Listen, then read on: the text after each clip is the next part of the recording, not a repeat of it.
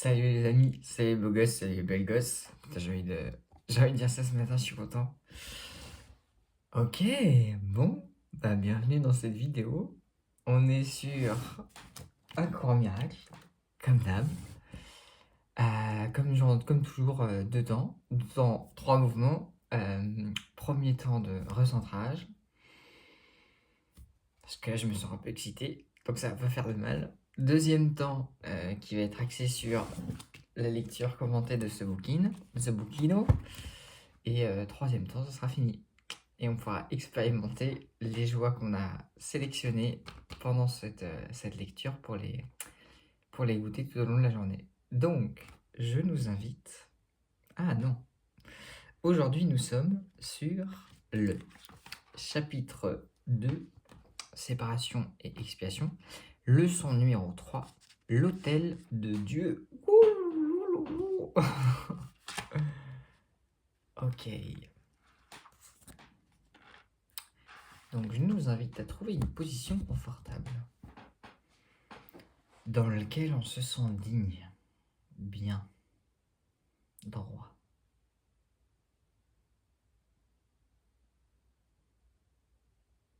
Voilà, et à prendre une lente et profonde inspiration.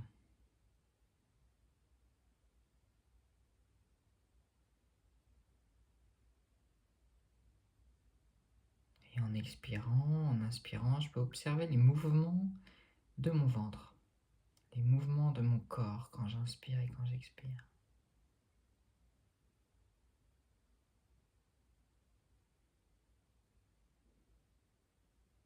Peut-être que ça fait comme une vague.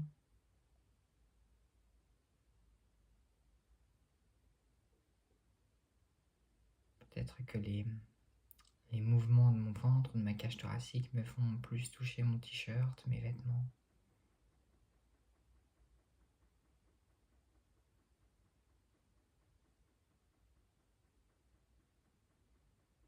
Puis remonter à la sensation au niveau des narines quand j'inspire,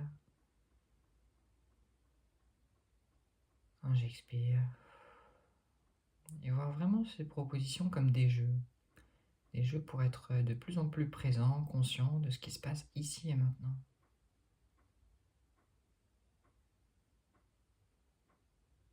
Alors je peux jouer à essayer de voir jusqu'où j'arrive à sentir l'air dans ma gorge. Est-ce que c'est en haut de ma gorge, dans ma bouche, ou est-ce que j'arrive à descendre, sentir l'air jusque dans mes poumons?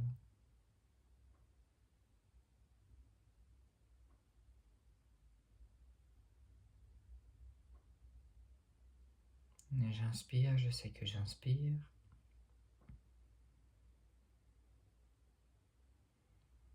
J'expire, je me détends, je sais que j'expire. Et tiens, on va inspirer des mots, des notions, des énergies. J'inspire la confiance. J'expire, j'offre la confiance au monde entier. J'inspire l'amour. J'expire, j'offre l'amour. J'inspire la joie. J'expire, j'offre la joie. Et tiens, j'inspire la joie. J'expire la joie que j'offre à tous mes organes de mon corps. J'inspire la lumière. J'offre la lumière avec un sourire à tous les organes de mon corps.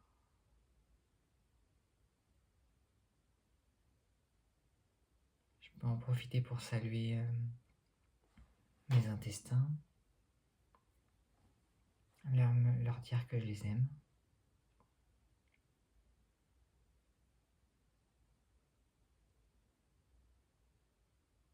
Pareil, je peux venir embrasser de mon amour ma rate, mon pancréas, les remercier pour le travail remarquable qu'elles font dans ma vie au quotidien.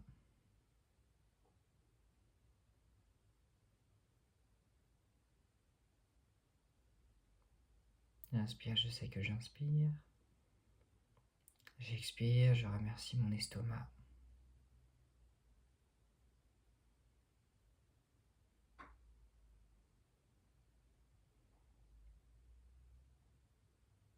Je souris, j'aime, j'envoie de l'amour à mes reins.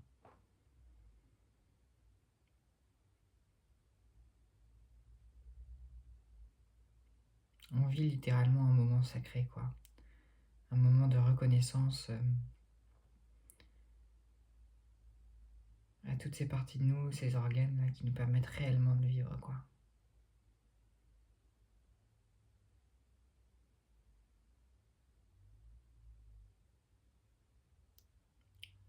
J'envoie de l'amour, je reconnais. Je bénis mon foie.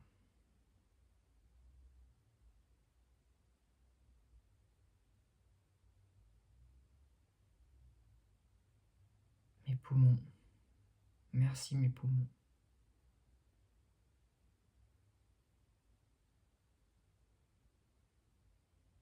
Ma vessie, merci ma vessie.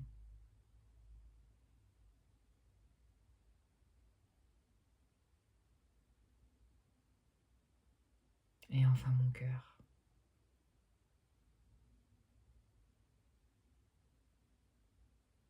Cet organe-là qui bat depuis que je suis né, qui ne s'est pas arrêté. Voilà, une grande inspire. Grand expire d'amour pour tous les organes à l'intérieur de mon corps, pour tout mon corps, tous mes amis, mes êtres chers.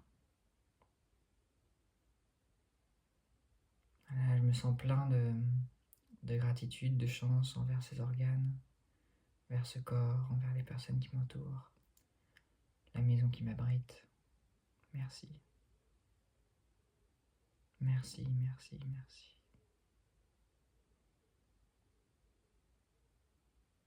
Et enfin, je vais prendre une dernière inspiration avant de sortir de cette méditation, de ce temps de recentrage.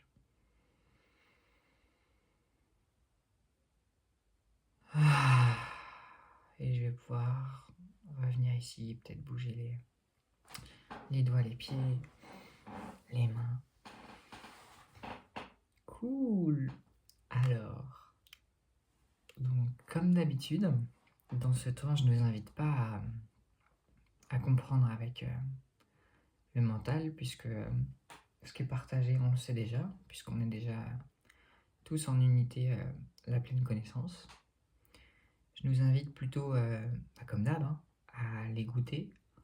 Ça veut dire à savourer plutôt qu'à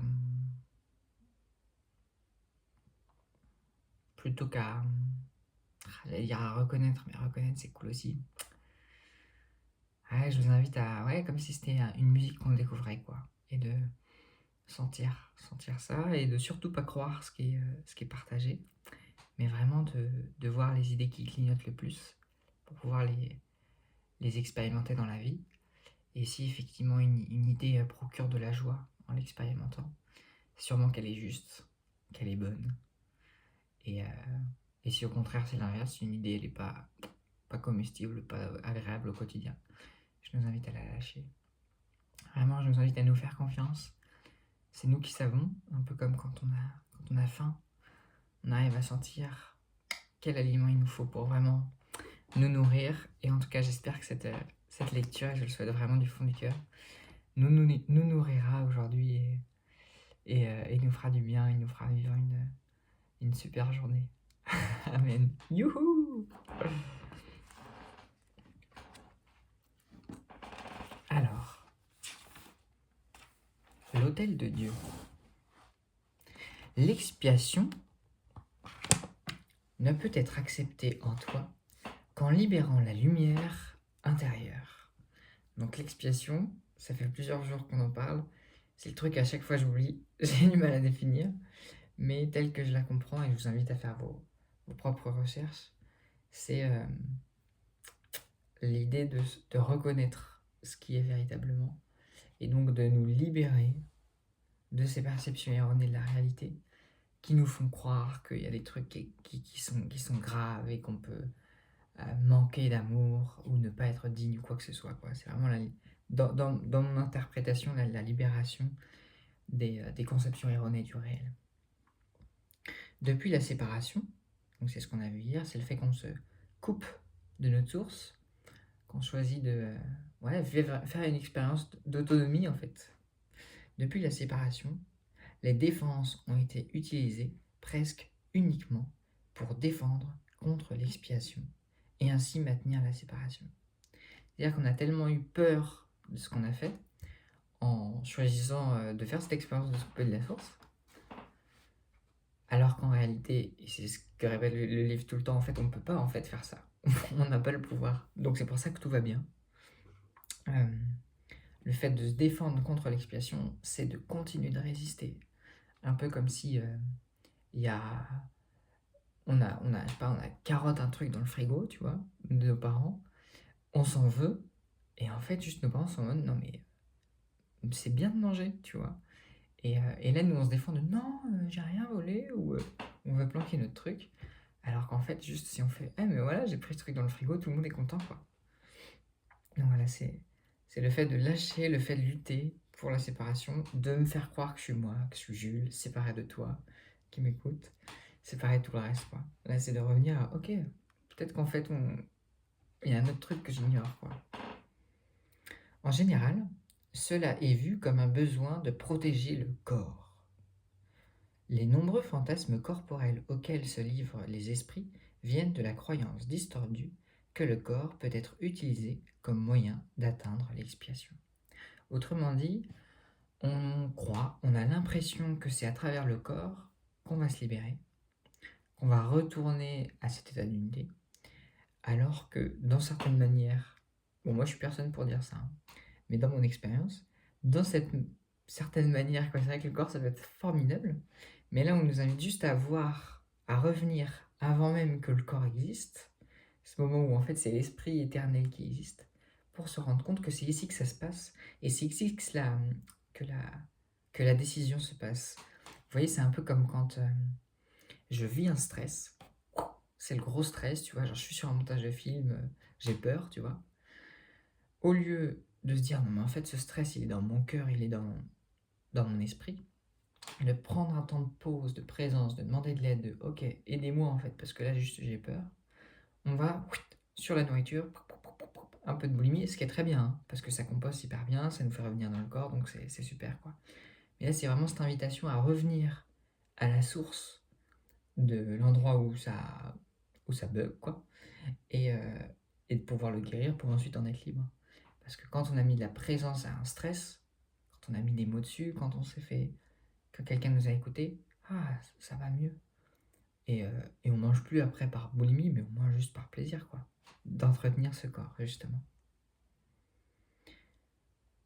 Percevoir le corps comme un temple n'est qu'une première étape dans la correction de cette distorsion, parce qu'elle n'en change qu'une partie. C'est-à-dire que c'est déjà merveilleux de voir le corps comme un temple. C'est déjà très très chouette, quoi. Elle reconnaît que l'expiation au sens physique est impossible. Toutefois, l'étape suivante consiste à se rendre compte qu'un temple n'est pas tout une structure, n'est pas du tout une structure. Pause. Là, ça arrive sur de la dynamite de conscience, de love, de lumière. Putain. Pardon, je viens de dire un grand mot. Toutefois, l'étape suivante consiste à se rendre compte qu'un temple n'est pas du tout une structure.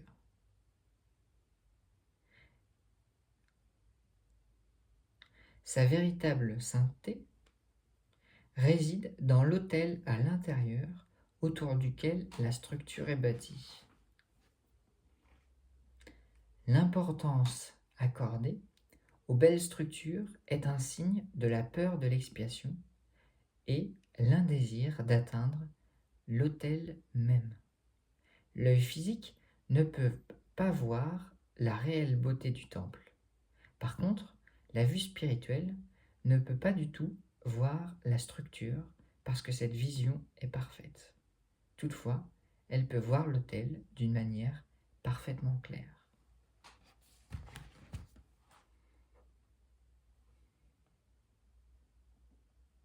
Donc là, je prends une petite pause. Pourquoi ? Parce que c'est allé hyper vite cette histoire. Et parce que là, je vois en fait que juste dans ces quelques phrases, il y a quelque chose d'énorme que j'arrive pas à apercevoir. Alors je fais pause. En me rappelant que nous sommes la pleine connaissance et en offrant cette pleine connaissance à ce qui apparemment me semble aller rapidement là. En faisant cette pause, juste je télécharge à l'intérieur de moi, je me rappelle que je sais déjà ce que ça veut dire. Et je sais déjà ce que ça veut dire. La preuve, quand je l'ai lu, j'ai fait wow, wow, wow, wow. Mais ça va trop vite pour le mental. Là, c'est le corps qui s'imprègne de ce savoir. Pour ça, la pause.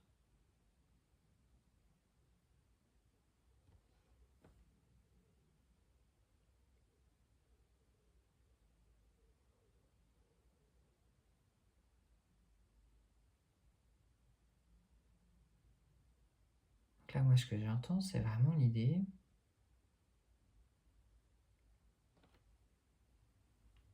qu'il y a le temple, la structure, visible de l'extérieur.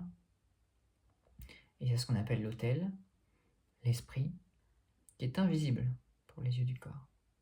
Ça me fait penser comme quelqu'un que je vais rencontrer, qui va me sembler beau, qui va être beau. Donc ça va être son temple extérieur. Et à l'intérieur de lui, il y a son esprit, qui va pouvoir, et c'est là où l'endroit est sacré, à l'intérieur de cet esprit, il y a le pouvoir d'aimer. Il y a le pouvoir d'être l'amour. Et les yeux de l'esprit reconnaissent ce pouvoir intérieur invisible aux yeux du corps. C'est pour ça que souvent on dit ce truc bateau, quoi, mais qu'on sait tous, quoi. Si c'est des trucs qui traînent autant comme ça, c'est qu'en fait il y a quelque chose, quoi. Le truc de la véritable beauté des gens se trouve à l'intérieur et non à l'extérieur. Mais parce que quand on arrive justement, et moi j'ai encore du chemin, hein, j'ai carrément du chemin sur ce truc-là. C'est énorme. Merci, ça me permet de le dire et d'être authentique et honnête. Quand on reconnaît l'amour de l'esprit de chacun, bah là, tout l'extérieur devient un décor bonus qui naturellement s'illumine en fait. Parce que plus conditionné par j'aime, j'aime pas, non, comme juste une forme qui part de l'esprit, donc qui part de l'amour, donc qui devient juste trop beau, quoi. Et on le voit quand on se connecte à l'intérieur de notre esprit à l'amour, le monde change, quoi. Les formes sont plus les mêmes, les gens sont beaux et tout, on a envie de danser. C'est l'esprit qui va ensuite amener une perception du corps et non l'inverse. Parce que quelque chose qui peut être magnifique, pour quelqu'un, ça va être pourri, quoi. Pour être parfaitement effacé, l'expiation a sa place au centre de l'autel intérieur, où elle défait la séparation et rétablit entièreté de l'esprit. Avant la séparation, l'esprit était invulnérable à la peur, parce que la peur n'existe pas. Autrement dit, avant de choisir de faire cette expérience de séparation, l'esprit voyait clairement, il n'avait pas peur, parce qu'en fait, il voyait que la peur n'existe pas.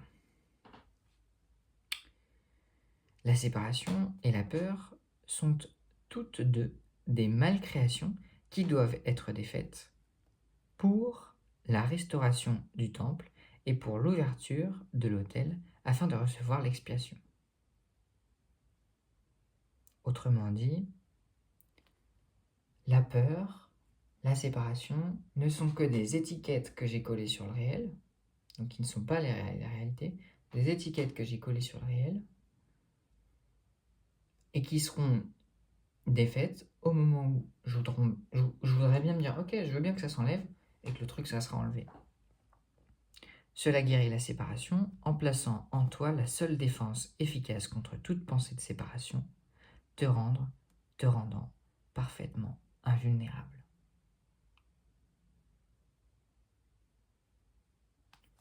Quand je me rappelle que nous sommes un, mais que je le vis vraiment, quoi. J'ai encore du chemin, mais si je commence à en parler, Inch'Allah, que ça aille dedans, quoi.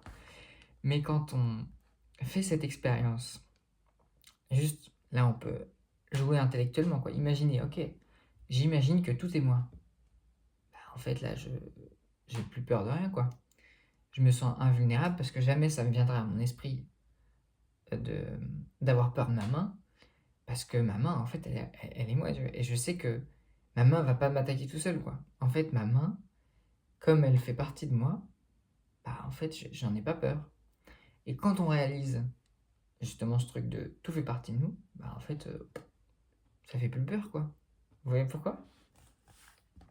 L'acceptation de l'expiation, par chacun, n'est qu'une affaire de temps.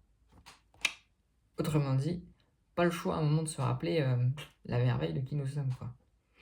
On va bien essayer de se créer du truc, du temps, du délai et tout, mais ça va pas résister bien longtemps, cette histoire.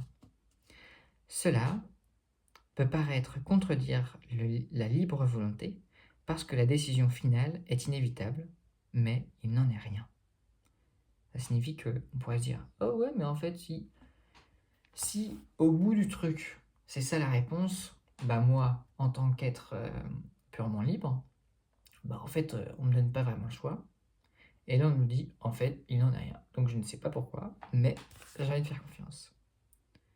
Tu peux temporiser et tu es capable d'une énorme procrastination, mais tu ne peux pas quitter entièrement ton créateur, qui a fixé des limites à ton aptitude à mal créer. Autrement dit, on peut faire des choix qui vont très loin dans quelque chose qui nous fait souffrir parce que c'est pas nous, la peur, la séparation, tous ces trucs, mais il y a une limite au bout du truc en mode non mais en fait là tu peux pas aller plus loin, tu vois. Un peu comme si on était dans une grande cour de récré, que après que les limites de la cour de récré c'était vraiment trop relou, et là du coup juste il y avait des petites barrières pour nous permettre d'expérimenter le truc, mais sans aller trop loin dans la connerie, tu vois. Une volonté emprisonnée engendre une situation qui, à l'extrême, devient tout à fait intolérable. La tolérance à la douleur peut être grande, mais elle n'est pas sans limite. Tôt ou tard, chacun finit par reconnaître, même très vaguement, qu'il doit avoir une meilleure voie. Autrement dit, on est en train de redéfinir maintenant le sens de la douleur comme n'étant pas un problème, mais étant juste une information qui me permet de me dire wow, wow, wow, wow, wow. Mais en fait, la voie que je choisis, il y en a sûrement une meilleure. Je suis dans les ronds, je fais ok, il y a peut-être un chemin sans ronces en fait. Et ce chemin sans ronces, bah, c'est le rappel de ce que nous sommes. À la fin, cela réveille à nouveau la vision spirituelle tout en diminuant l'investissement en la vue physique. Et c'est exactement ce que je suis en train de faire, dans le sens où, en initiant des projets artistiques ou culturels ou intellectuels, ou qui me font rire, j'observe de plus en plus que quand je mets le paquet, quand je mets toutes mes attentes dans le résultat final et que c'est pas ça qui marche, que ça marche pas comme je veux, je souffre. Quand à l'inverse, je mets toutes mes attentes, tout mon amour, toute ma conscience dans l'intention qui l'initie, c'est-à-dire dans ce feu sacré en moi qui me dit mais ok en fait, je fais ce projet parce que j'ai envie que les gens soient heureux. Je fais ce projet parce que j'ai envie d'honorer la vie. Je fais ce projet parce que j'ai envie d'être l'instrument du miracle. Quand je mets le paquet dans cette intention, qui est purement spirituelle, qui va se manifester par des formes physiques, mais je m'en fous. Moi, ce qui m'intéresse, c'est juste mon intention spirituelle. À ce moment-là, invulnérable, et je ne souffre pas, parce qu'à chaque fois, je peux rebondir. Ok, ça n'a pas marché, cette manière d'honorer la vie, super, j'en ai 15 000 d'autres manières d'honorer la vie. Cet investissement, alternant dans les deux niveaux de perception, est ressenti habituellement comme un conflit, qui peut devenir très aigu. Mais l'issue est aussi certaine que la source, que la vie, que Dieu. La vision spirituelle ne peut pas voir l'erreur, littéralement, et ne cherche à voir que l'expiation. Toutes les solutions que recherche l'œil physique se dissolvent. La vision spirituelle regarde à l'intérieur et reconnaît immédiatement que l'autel a été profané et qu'il a besoin d'être réparé et protégé. C'est cette lucidité qui se trouve à l'intérieur de chacun de nous, de cet œil beaucoup plus vaste que ce qui me fait juste voir les couleurs, qui sait qu'est-ce qui est besoin de guérir, comme un super médecin qui voit qu'ok, il y a un corps là qui a mal, quoi, qui fait une expérience avec des souffrances, des trucs, et là qui est en train d'avoir une hémorragie. Ce médecin à l'intérieur de nous, cet œil lucide, c'est ok, c'est là que je vais mettre le paquet, c'est au niveau du cœur, c'est au niveau de l'hôtel intérieur, quoi. Le reste, c'est secondaire, j'en prendrai soin quand ça sera bien pris soin.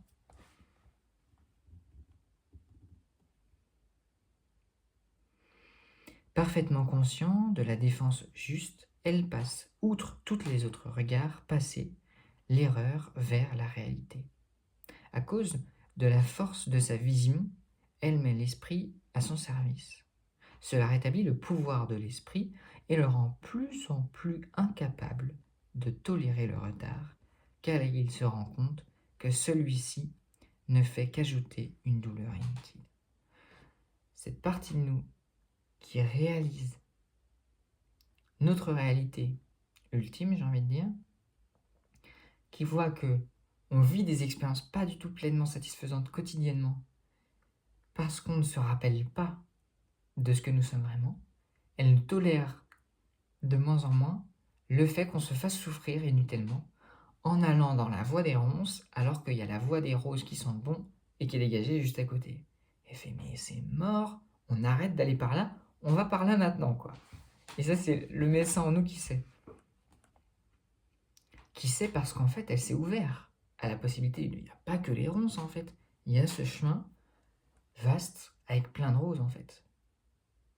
Parce qu'il a pris conscience de ok maintenant il y a ça, mais ce chemin ne l'intéresse même plus, quoi. En conséquence, l'esprit devient de plus en plus sensible à ce qu'il aurait considéré autrefois comme l'intrusion de très légers malaises. Avant, il serait dans les ronds, il serait ok, ça va, je continue. Ok, je continue.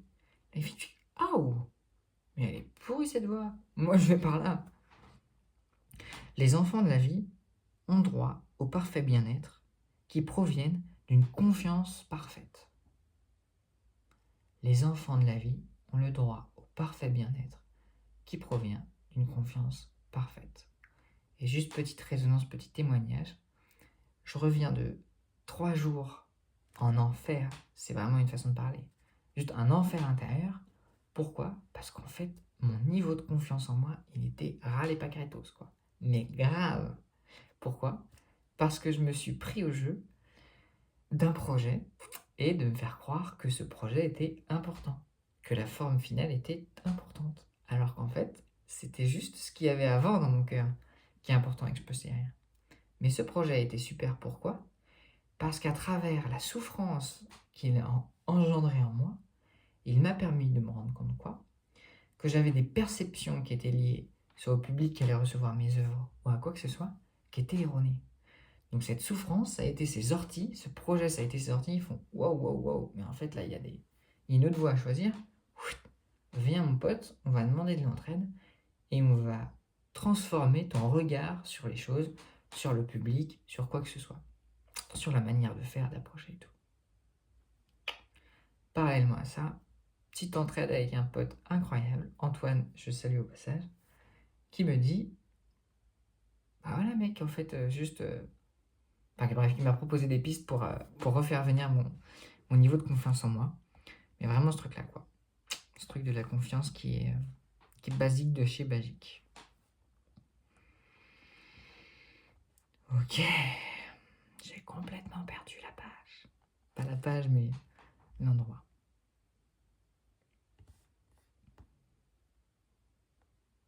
Super. Donc les enfants de la vie, les enfants de la source, les enfants de Dieu, ont droit au parfait bien-être qui provient d'une confiance parfaite. Tant qu'ils n'ont pas accompli cela, ils se gaspillent eux-mêmes et gaspillent leur véritable pouvoir créateur en de vaines tentatives pour arriver à un plus grand bien-être par les moyens inappropriés. C'est la personne qui cherche à être dans la paix de l'esprit comme moi, en bouffant plein de céréales. Non, non. Parfaite pleine dans l'esprit, parfaite confiance dans l'esprit, ça commence par aller voir en fait dans l'esprit, y mettre de l'amour. Mais les vrais moyens leur sont déjà fournis, qui ne comportent absolument aucun effort de leur part. Autrement dit, la bouée de sauvetage est déjà là. Et t'as même pas à tirer dessus, t'as juste à dire « je veux bien la bouée de sauvetage ». L'expiation est le seul don digne d'être offert à l'autel de la vie, à l'autel de la source, à l'autel de Dieu, c'est-à-dire à l'autel de ton esprit, à cause de la valeur de l'autel même. Il fut créé parfait, il est entièrement digne de recevoir la perfection. La vie, la source et ses créations sont complètement interdépendantes. Il dépend d'elles parce qu'il les a créées parfaits. Il leur a donné sa paix pour qu'elles ne puissent pas être ébranlées et ne puissent pas être trompées.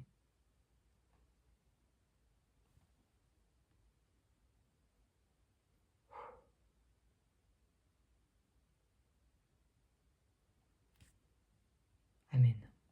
Chaque fois que tu as peur, tu es trompé. Chaque fois que tu as peur, tu es trompé. Et ton esprit ne peut pas servir la partie saine de ton esprit dans ces cas-là. Cela t'affame en te niant ton pain quotidien. La source est seule sans ses enfants et ils sont seuls sans lui. Ils doivent apprendre à regarder le monde comme un moyen de guérir la séparation. L'expiation est la garantie qu'ils finiront par y parvenir.